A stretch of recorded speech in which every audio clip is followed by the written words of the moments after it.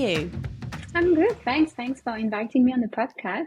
Oh, it's so lovely to have you, Mary. Thank you so much for being here. And it's lovely to see you again, lovely lady. It's our second time together, which is wonderful for completely different reasons this time. So I don't want to presume that I can introduce you better than you can yourself, Mary. So if you could do me the favor and sort of sum up what it is that you do professionally, that would just be marvelous. Sure. So I would say first, I'm a creative person. That's not my job, but I'm actually a brand designer.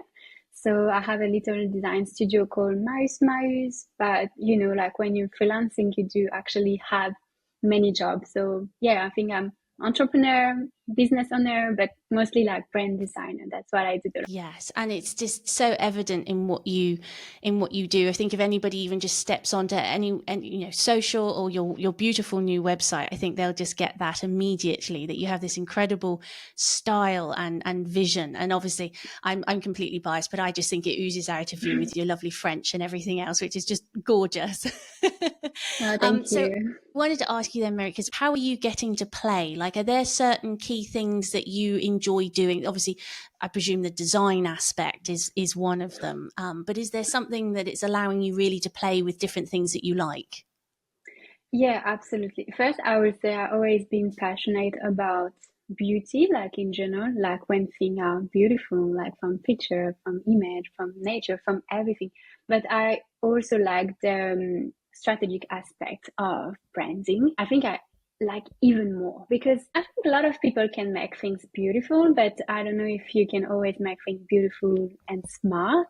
And that's what I like to do in my job. I like to research. I like to go deep on the reason why you do things that way and not why you do only like beautiful design.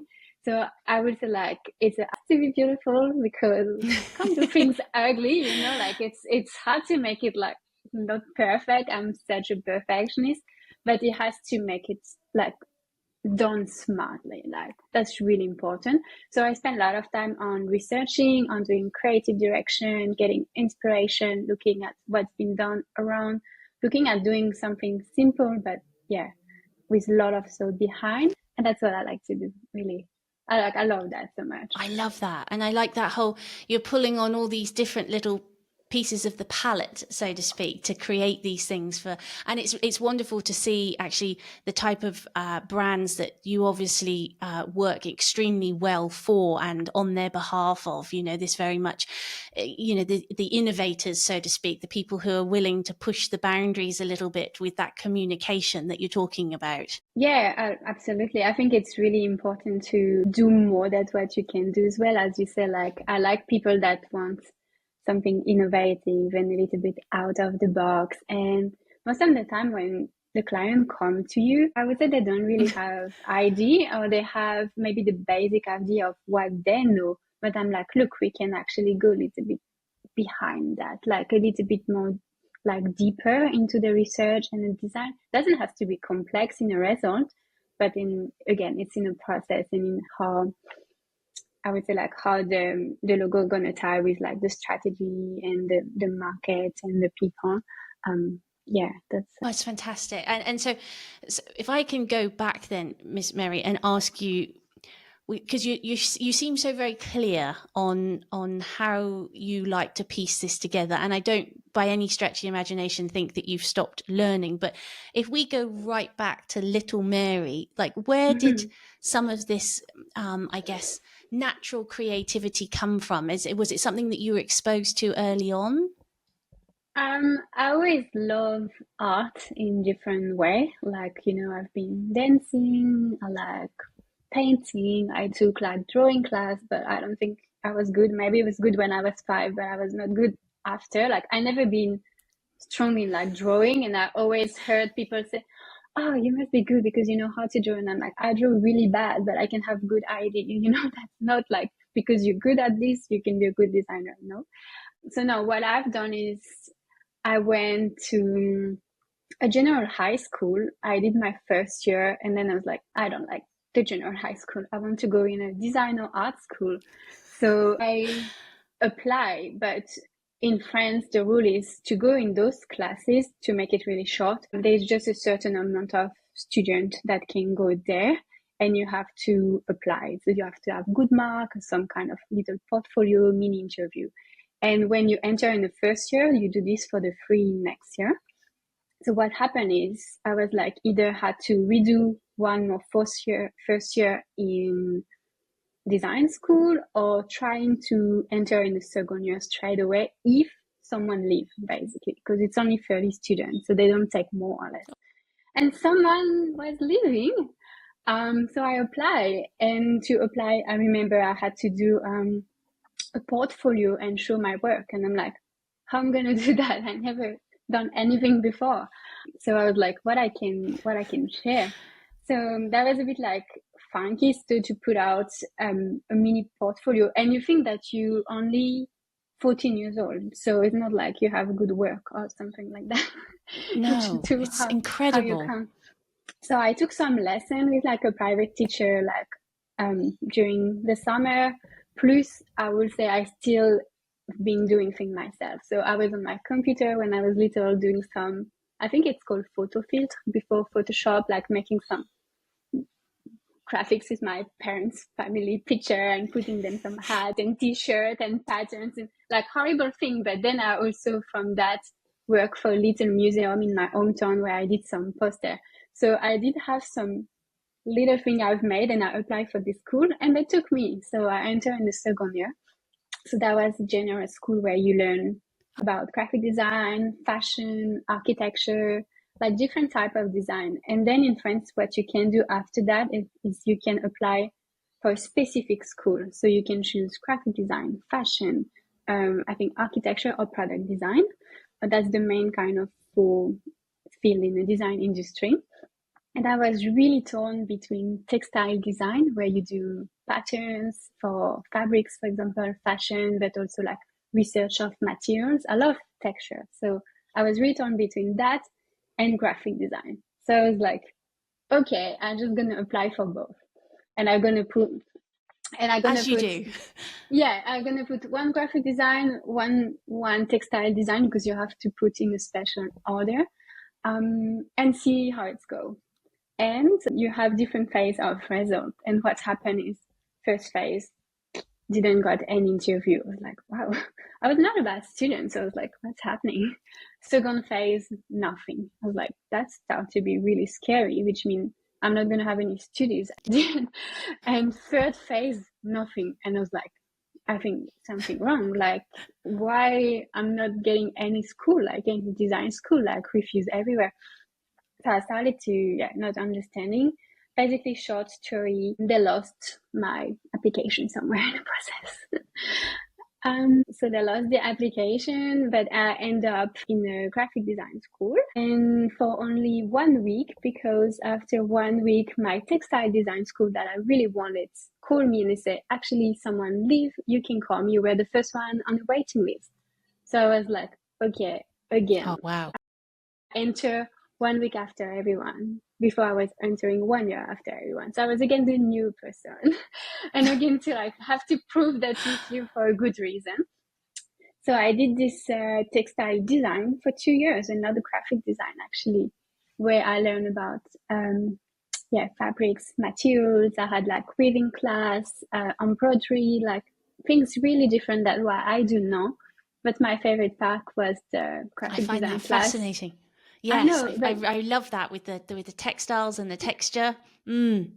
It's, you can see this part of textile in my work because I do a lot of patterns for my clients, and that's where I learn everything. But yeah, I was loving the graphic design part in the textile studio more than everything else. And then after that, you can do, it's called like a master degree, but it's technically 2 years. And usually when you do a technical degree in textile design, you apply for a master degree in textile design. But because I didn't want to do things like everyone else again, I said, I'm going to go back to what I love, graphic design. But then I end up the same problem than 3 years ago. I didn't have any graphic design project to show. So I had to do more and more.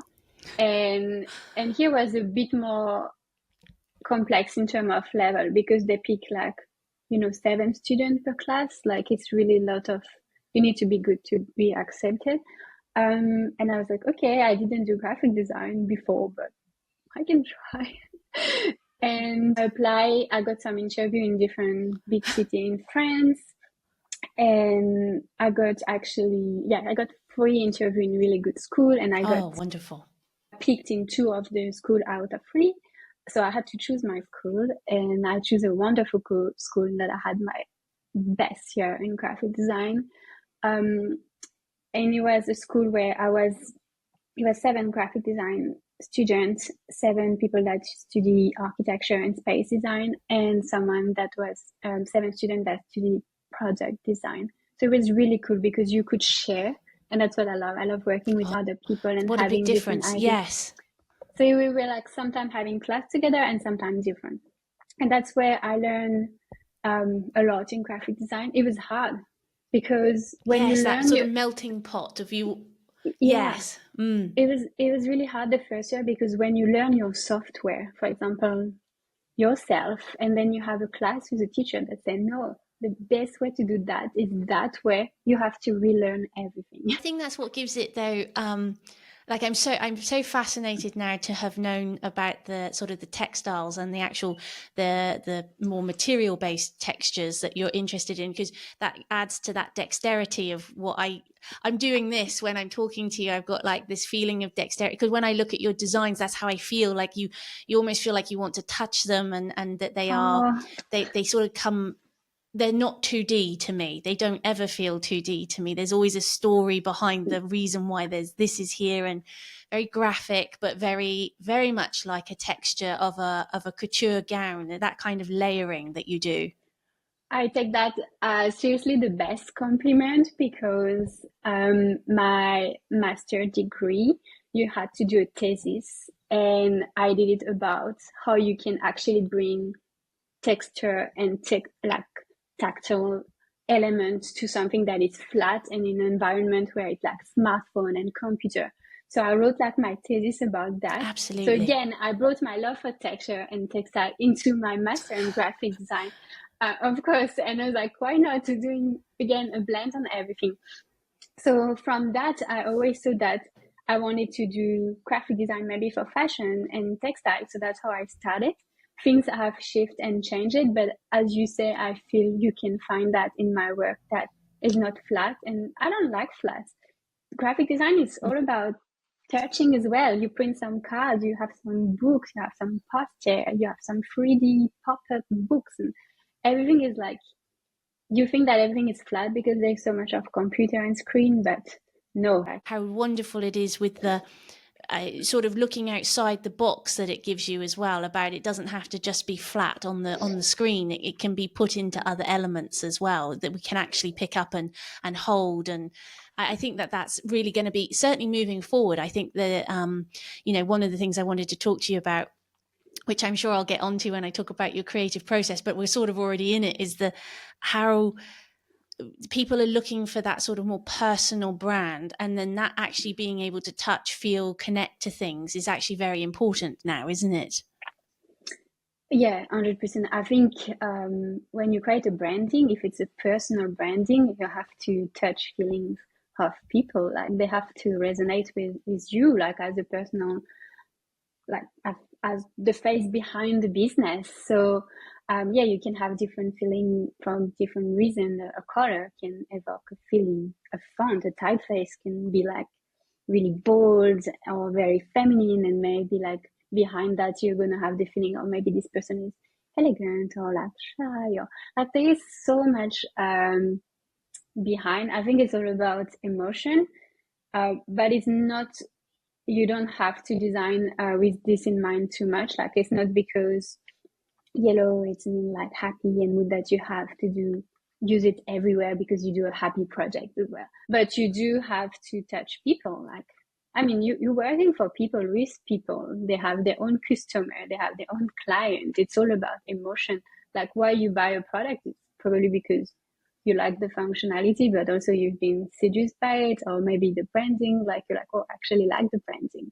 Maybe like more the branding than the product sometimes, but it's like I do that. I often buy stuff because they look pretty, and then I'm like, might not be the best one, but yeah, that's my feeling. This because I resonate with my heart. So yeah, so Yeah, important. and it just again, it just if people haven't gone on and looked at what you do yet, Miss Mary, then they absolutely they should, because I think this is your storytelling, what it is. I feel like I love and adore about all of your work. So I wanted to touch then, if I can go back one more step and say you've only, well, recently, it's not only just, but you recently went through a rebranding yourself, and I was really interested to talk to you about that, because I've obviously rebranded Fuel by Tea recently too, Yeah, on a so much smaller scale and nowhere near to the wonderful depth that you have.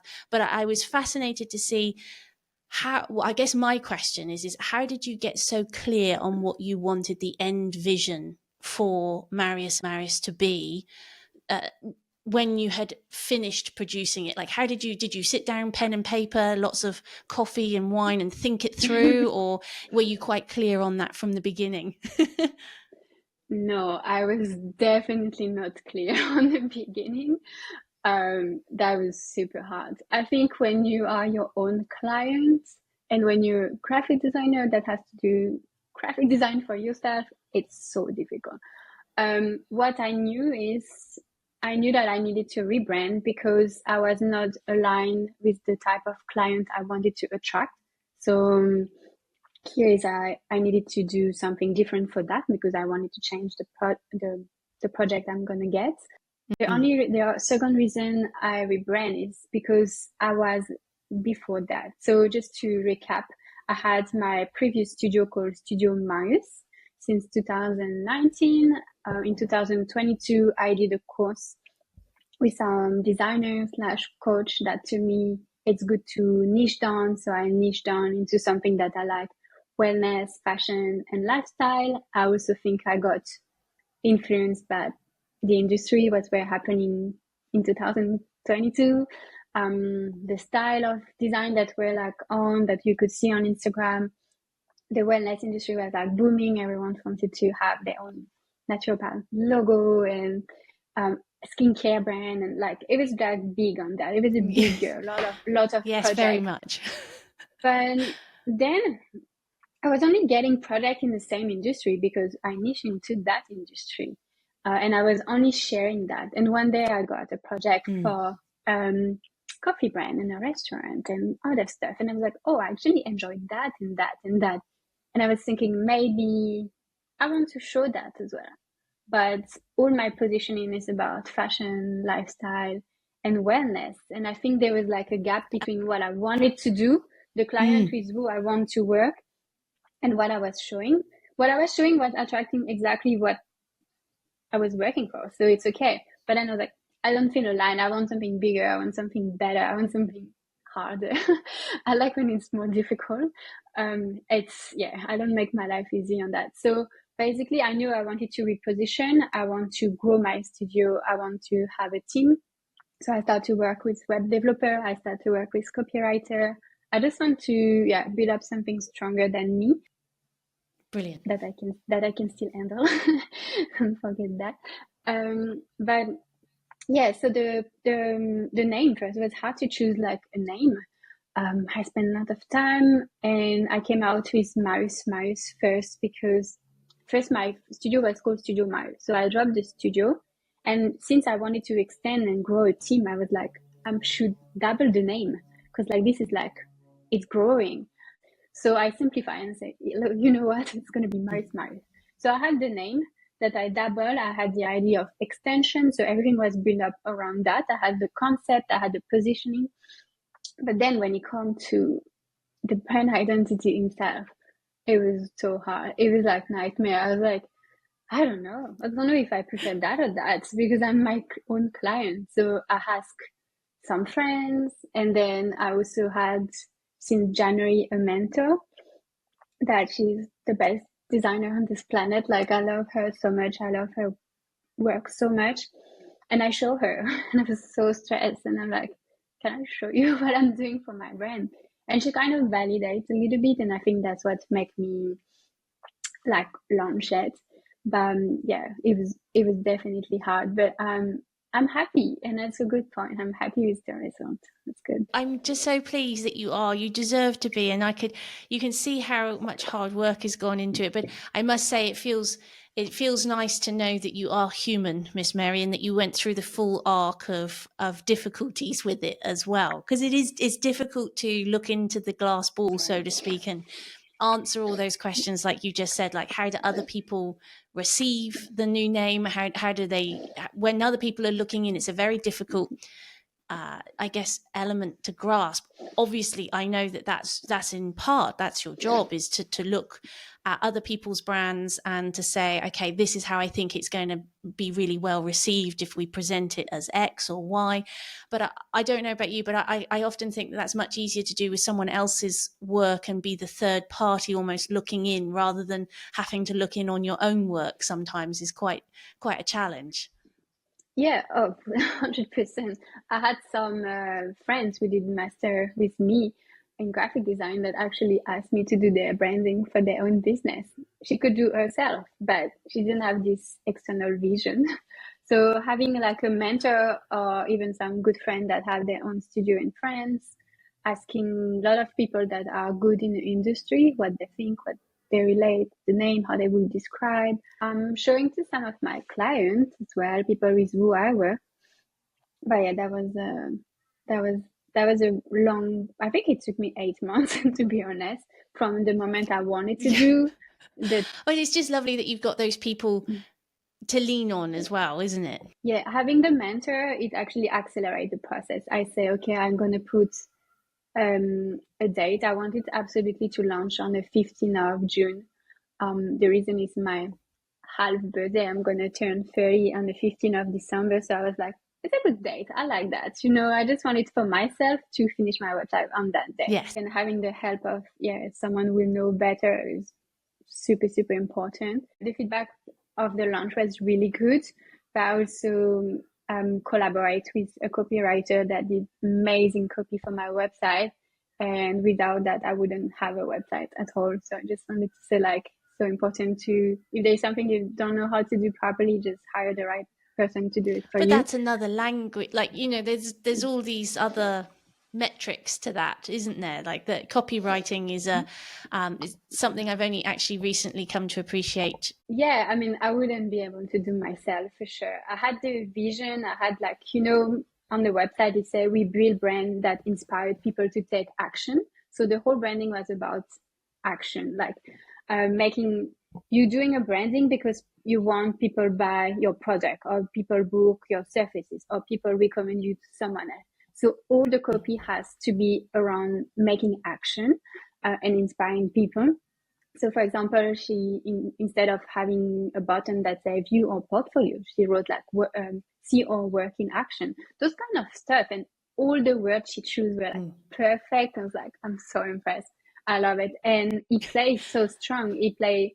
Now I'm struggling because I have to finalize text myself, and I just can't. And as you say, like, I'm French, so I'm missing a bit of my personality when I'm speaking in English, and I think I can find that in my text. But I improve and I can still do some good job in English, so that's okay. I reference it because I think it's important that actually, that, you know, how you're talking about how between textile and or fashion and textile and graphic design, that you were jumping back and forth between the two, and I think it keeps the brain very limber, but so does jumping back and forth between English and your French mind. It must keep you very aware of the importance of the words and the importance of the clarity of just juggling between those two things. Is actually, I think it's advantageous if you're someone who's prepared to stick at it like you are, and to actually utilize it as a pro rather than a con. Yeah. But you know, in every of my website that I build, like Studio Marius or Marius Marius, somewhere there is a hint that say I'm French. For different reasons, because I'm making mistake when I'm writing, so I don't want someone to feel like it's not professional because there is like typo mistake or something. So my previous one was saying, I think made with love and a French accent. So like this, people knew that was French. And now it's we are based in Barenberg, and we also speak French. It's written a couple of times on my website, and I can attract French people. But as I say, I never It's work amazing. actually as a graphic designer in France. I built up all my brand in English and in Australia, and I think it would be super hard to do it in French. No, like I never did it in French. So yeah, so funny. It's my own language, but there is word that I forgot, and I'm like, I don't even know how to do that in French anymore. Isn't that I find that really, find that really amazing, but I guess it shows the power of the mind that you can switch across and you can change that gear. And then, okay, so from there, then I have to ask about, because I know I touched on your creative process. You've gone into some beautiful detail there, but I have this thing about when, and it's my curiosity now, Mary, but if somebody comes to you and they're a fairly unestablished or brand new brand, how are you sort of approaching that with them, like, and taking that on from like a, not step by step, because I appreciate there are just too many steps. You and I could make a documentary out of it, but what's your sort of first touchstone, so to speak? What's the first thing that you think about with a new brand or one that's looking to reestablish itself? First, I need to chat with the people. Like, I really want to understand where they are right now in their business, if they're starting out or if they rebrand, and also if they rebrand, why they want to rebrand. What's the reason? So I first have this call with clients. Usually I let everyone talk, and then I say, look, I understood everything that you want to do. This is my skills. That's how I think I can help with you. And then from that, I do send like proposal where I explain in detail what I can offer to help to grow the business or rebrand the business. If they agree on this proposal document, usually when it's a brand identity, we start with a big questionnaire. Everyone say, oh wait, your question were really good because I didn't know about that and that, which is sometimes points that are absolutely so important. But when you're new business, you just don't know about it. So that's okay. So it's really good. Like, it's about your people, the target audience, and question easy, like not easy, but things that are really important. Like, why do you do this business? Where do you want to see yourself in 5 years, 10 years? What you don't like in your current, what's working, what's not working. I have a question also, which is like, how would you describe your brand to a friend? How, if your brand were a person, like how this person will speak, what she will like those kind of things. Before I were asking for some music as well that represent the brand, or some movie, and like I have all this kind of question. It's not I all love about that. how you I want love to that look. It's really probing how and you want questioning. to feel. Yes. Yeah, it's yeah, that's what we said before. It's about like the feeling, like really important. What kind of emotion do you want your brand to transcribe to your customer or to your client? All that kind of things. So once they send me that, I also ask them to send reference in image. So like Pinterest or like any kind of image they can collect from different platforms.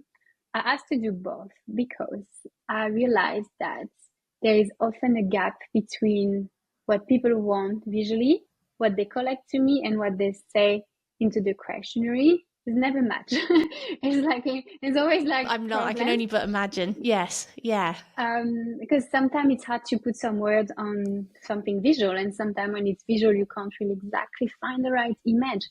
So the next step is to make everything cohesive, which I do like a brand roadmap, sorry, English, and my creative direction. The creative direction is like so important. It's taking out all the image, trying to create the whole story, have a clear idea of how it's going to look visually and stand out from other people. And that's the main point. Like, you need to get this right. So that's how I help first. And then the rest is not easy, but it's most I important. just think it's lovely to imagine these questions that you've come up with as a storyteller yourself, and then really you're asking them to explore their own ideas in more depth. I think that that's actually really crucial, and I can only but imagine the confusion that people must come to you with and present sometimes, that I like this, which is minimalist, but I also absolutely love this over here, which is this crazy maximalist of color. And you're trying to find in there somewhere the truth, really, so that the story you end up telling and you present it's really very authentic is what you're after in essence. And therefore you have to really get to know the people you're really trying to understand from their point of view, and then sort of take that step back and put it all together for them. Yeah, 100%. Every project has to be different because everyone has a different story, and the goal is to build a cohesive brand for everyone. So if you look at my portfolio, I feel now you can see less of my aesthetic, I would say, but more of the identity of each of the project. I was thinking like really deeply about that brand, and then I make that result, and this brand is so different. And yeah, that's what you have to do as a designer.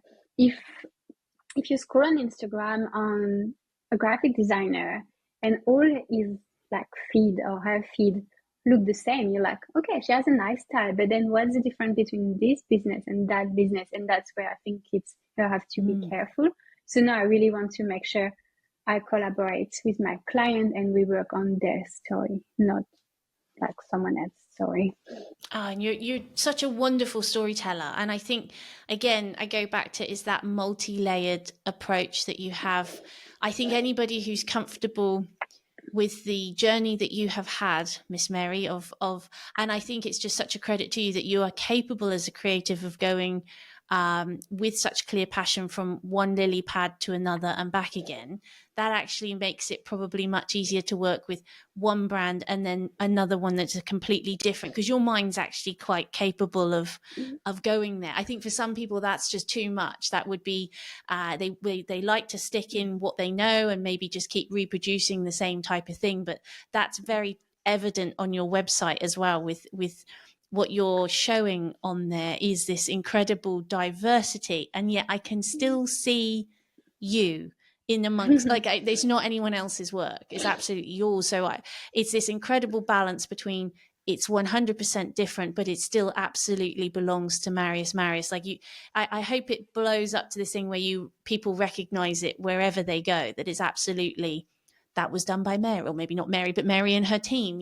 Like that's an incredible aspiration I have for you and your team. That would be wonderful. I got emotional because that's really what I want to show, like I want to show that it's me because it's made by me, by my hand, by my brain, but it's just me. But yeah, it's also my client. And I always say it's a collaboration. I always say, like, if there is something that you don't like, let me know, because it would be horrible that your brand designer do the whole branding for you and you don't like it, because I don't have to work with my client project. If I don't really love it, I don't put on my portfolio. But if it's your brand, you have to work with it every single day. So I feel like you have to love it 100%. Not personally, you have to love it in a point that it's your business. Maybe you don't like the yellow color, but your business needs to have yellow for this or this reason. So you have to detach yourself from that.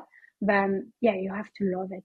I'm glad you depict everything that I hoped to showcase to people when we have these conversations, Mary. My biggest thing is that, like, when I was writing the words down about showing people how you can live and make a living from your passions, like they were the two things. I couldn't lose one. I had to keep both, and I understand that sometimes lengthening things doesn't always make it better. But to me, you're someone who in the morning you're getting to, yes, it's still a job, but you're still getting to play with these areas of yourself that you really enjoy. So it's making for a better life, and it's making a living at the same time. It's this lovely balance between the two. And then obviously with you being so passionate about it just comes across that's truthfully, that's the energy it takes to be good and to keep getting up and to keep doing it. I mean, goodness me, I can't imagine how many, they say 1,000 hours to perfect something. You've gone well past the 1,000 mark, Miss Mary. That was a long time ago. I think that was 14 for you. So, okay. So with that, I just want you to know I'm just so happy for you. I'm so proud of you for making all of that happen for you, which is really incredible.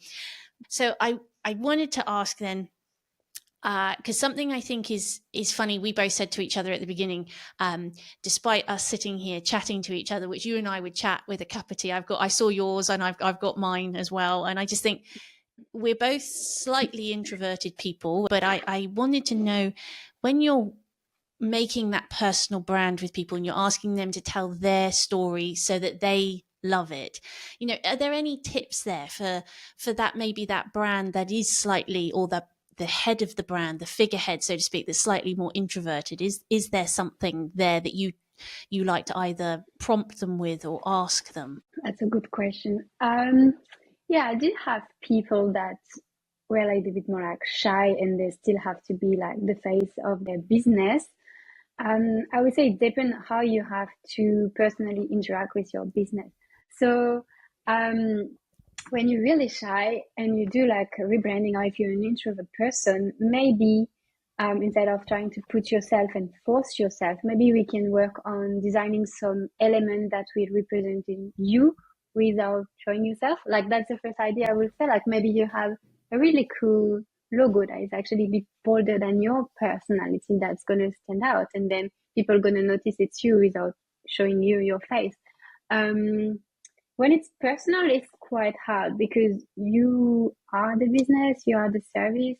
I work with like therapists or naturopath. If they don't show their face, like the client anyway, they're going to see them. They have to do a call with them. So this is a little bit hard, but I would say what you can do if like you're introvert is like, how can you show another part of your personality without having you to showing up? So that could be just having a really good content, like you're writing really super cool copy, you're having a beautiful illustration that is standing out. That's how I would do things. Yeah, I think you just need to be authentic. And I know like I did lose myself on social media somehow, that I tried to follow some trends and do things like with your finger or whatever. And I hated it, and the result was not good because I don't know, maybe it was like ridiculous, or it just was not me, and it didn't work. So it's like how you can try to embrace the trends while still being you for your brand. That's the most important. But I would say try to never lose your personality. I wanted to ask you about how, with all this diversity that you have, how you stay creatively topped up for you, and so that you can just keep reapplying yourself very creatively to what you do, whether that be new ideas or just having the energy for it. How is it that you stay creatively topped up? Do you want the honest version? Because no, to be 100% honest, I had a really rough year. I wasn't fully focused 100% in my business for different kind of reason, and I was thinking, oh wait, I'm not creative. My work is not good. I'm not getting as much work as I had before. I just rebrand. Maybe everyone hated, like all that kind of terrible question that you can ask when you're a creative person. Talk, all the talk. I know, so bad, but it's happened. It's not easy every day, because when you working for yourself, it means you have to do the job, but you also have to find for some job somehow. So how to stay creative? I think what inspired me is my client stories as well. Like they come, they have this cool idea or this cool product, and they say, "Look, we want to do that. Do you have like some idea?" And I would say I never have idea when I speak with my client. It's not like when they talk to me and they told me about their project. I'm like, oh yeah, I see that and that. I'm like, I'm gonna research and I'm gonna see how it's fine. And often the good ideas come from mistake. I noticed that a lot. When I work on different software, and one is Illustrator to do like all the logo and icons and everything. And sometimes like you design and then accidentally you move your mouse too strong, and then you did like this line that should not be exist, and you're like, oh wait, that was actually cool, maybe I can reuse that. So I found idea from mistake. I found idea from also the street. I love like that. it's happened that, I mean, that's the annoying part when you're graphic designer. You see graphic design everywhere. Like I was on holiday last week, and it was this restaurant, and the menu was so beautiful. It was like a leather menu, and it was like there was a pattern, and it was like letterpress on this Oh, leather. I was like, it's so cool. And then they had the same pattern somewhere, so I just took some picture, keep it for myself for later. oh, So like you get these new drinks, and the tag is so beautiful. Like you buy these new clothes, and the tags is beautiful. So I keep and collect all these things. I I have love boxes. that. Again, I it have goes back to you being very, yeah, I bet you got a little stash of things that you have to put in the closet. But I love that. That goes back to your dexterity and um, I don't want to lump you in, but you know, when they say about creatives, they like to collect those things because it might not prompt you right at this second, but you know that it might mean something to you down the line that would really help a particular project or yeah. um, I would say maybe if I don't use it, I still like it, so I don't mind. no. Like it's beautiful. So I have in my office I have different box. I have a box full of box, which is like packaging box of like skincare, bottles, some cans, some tissue paper, and then I have a box of paper, which is like more like postcard of different format that I collect. Yeah, other paper like ribbon, tags. But this passion definitely come from young as well, because I remember when I was probably, yeah, still like 13 or 12, I had it was a blue transparent box, and I was keeping all the tags from clothes inside. Like, so I think I'm still doing the same. And I can't, no, I'm like, that's a shame that I throw it, because, yeah, probably my parents didn't know why I was doing that. But It leads me to ask, because you've touched on there, because the thing is for both of us, we're both just seeing each other's back wall, which is perfect. But when it comes to creative space for you, Mary, is there a way that like, do you have a particular primer that you like to see? Like, for instance, are you a mood board lady, or do you like it quite minimalist when you're working in your creative space? Like, what helps you get the creative juices going in your actual environment? oh yeah, so yeah, I'm glad that you see only my back wall for now, because it's a little bit messy, I would say. No, it's more like I like when it's quiet, like classic music and things like that. That's what I actually use if I have to think, like research and think. If I work on the afternoon on something a bit more lighter, I would like change Mm. kind of the music. Then my office is quite minimalist, so I'm working from home, but I have a view on my backyard that I actually love, because there's like all these trees and these birds, and that's really nice, stand facing a wall. And then next to me, you can't see, but just on my right side, I have a couple of little, yeah, image that I put as a mood board. There is actually two prints that I bought recently online from someone on Instagram. And as you say, like, that was true, because I saw it and I really, really love it. I never buy like so like that. So I bought two prints. There's a little personal picture, and then there's some postcard that I got from some cafe and some friends gathering friends that I just put because I like the way they look. And then on my other place, it's pretty much like, I would say my desk is messy, so it's like a lot of papers and stuff, but the rest is organized in like boxes and stuff.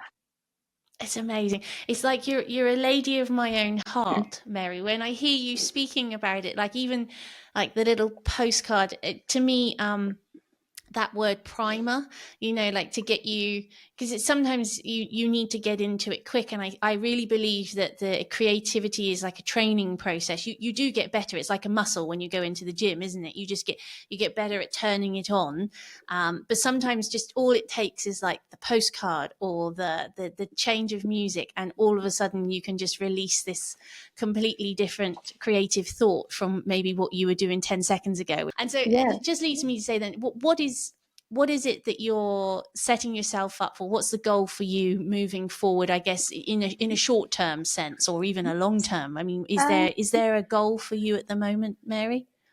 yeah, there is a goal that I have since a very long time, that I always want to grow my studio as a team. Like I would love to have another person that work with me, a junior designer or another designer that could bring a different perspective on my design as well, slash helping me on project. this will happen if I'm getting Mm. too much work. Obviously, like I'm mindful of the time. And then what I want is to have a list of creative that I can recommend as well, like copywriter, web designer, because I want to offer like brand experience as a whole, you know, for the client, from like brand strategy to launching a marketing campaign. You know, that's my goal. But I'm a brand designer, so I just the beginning. You know, there's a lot of things I don't know how to do. So I always believe in working with the best people to do project, like teamwork. Same as my studying graphic design when we were like people in product design and interior designer as well. All together, we were like bringing different ideas. So that's what that's what I love. So the goal is to do that. I don't know how I'm gonna achieve. I think I'm slowing down and reviewing a little bit this as well somehow, like to just for now work on my own until I need someone, and not like I really need someone and go too big before it actually happens. Yes. And then I just want to do some cool project, you know, like I want to just work on things that I never worked before. My dream things would be to design like a hotel, branding for a hotel. I really want to do that. You suit it so much. Yeah, I don't know. I would love that. Yeah, that's mostly the goal. I just want to grow my business, but maybe I want to grow it a bit more slowly than what I was imagining before. Yeah. Without some time for you in there as well, which would be wonderful. But I love that you mentioned there the hotel concept as well, because I think that's just something that's so suited to your style and the way that you can provide this full backdrop. I've always loved hotels or boutique places that have styled themselves. Like there's so much attention that goes into the room, how it feels when you turn up. And I think for you to be able to work with that creatively and then implement that into the story that other people get to see before they even press book and to turn up, I just think that would be really exciting collaboration to see that come to life. So I'm very much looking forward to seeing you do that. Yeah, Mary. we're gonna manifest that. But that's why I put on my website this project that I made. Like I made a fake hotel. To say, yeah, I can do it. This one is fake, but let's do a real one. I'll put my hand up. This is how good it was. I went on to research it because I was like, I have to stay there. So, and that's not a fib. That's the honest truth. What you had done was just so good. So I love, like I said, that complexity that you put into the storytelling, but you managed to simplify it so it's so easy to digest, and everything you do is it is beautiful, but it's got so much meaning in it as well. So it's this lovely balance. I hope in lots of ways, Mary, this is like part one. I just feel like when I was even writing down things that I wanted to ask you, which I always do over a cup of tea, and I think to myself, there's so much that I would love to unpack with Mary. There's so much that I want to get into. So I would like to say that I hope this is part one, and I hope that I get to share another conversation with you, because actually, if anything, it's just made me more curious about the amazing person that you are and these wonderful skills that you have. And I guess at the very foundation of it, you're about the people. And I think that that's just really incredible that you're sharing your passion. It's to help other people do their passions. I take my hat off to you. I think you're absolutely marvelous. Thank you so much for today. Oh, wow. No, I think, like to jump in a podcast like that and receive so many compliments, it feels a bit like, wow. But, and it's also interesting because you kind of had a vision of me and putting the right word on something I do and I'm not saying. So I really appreciate that. So definitely, Kim, if you have any more questions, if you want to chat, or if your audience have questions, they can reach out 100%. And even you, like if you want a real cup of tea, no problem. And as I say, I told you already in person before you invite me on the podcast that I really love your new rebranding, and I feel like so chic, elegant, and editorial, and it suits. Yeah, I think it suits what you really love personally. And yeah, I found it was really beautiful. So I just wanted Thank to you say it to very you. much, Mary. That's so very kind of you. And when you sent that through to me, I just needed to know you absolutely made my day. Well, you made my weeks actually, because you of all people know the hard work that goes into that. And like I said, mine was minimal in comparison. But to have a little stamp of approval from you, I can't tell you how much it meant. So thank you so much for that.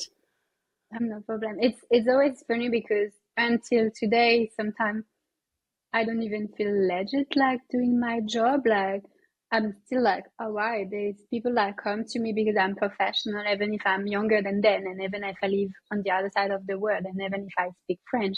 And still no, I feel it's personal, it is like lack of confidence and stuff like that. Absolutely. But it still feel like, oh yeah, actually I can help people to build a really good brand. And I did in the past, and there is some brand that still going on today, and I'm so happy that they use it and it's been successful for them also because of me. So that's I really appreciate that. But yeah, as I said, my main goal is to make my client happy all the time. So I need to work hard for that. Bless you. Well, Mary, look, I can't just cannot thank you enough. And you've certainly given me plenty to go away and think about actually, and to elevate my thought and to keep looking. But Marius Marius is what people really need to get in touch with and to have a look at and to take their inspiration and guidance from you. You've been incredible.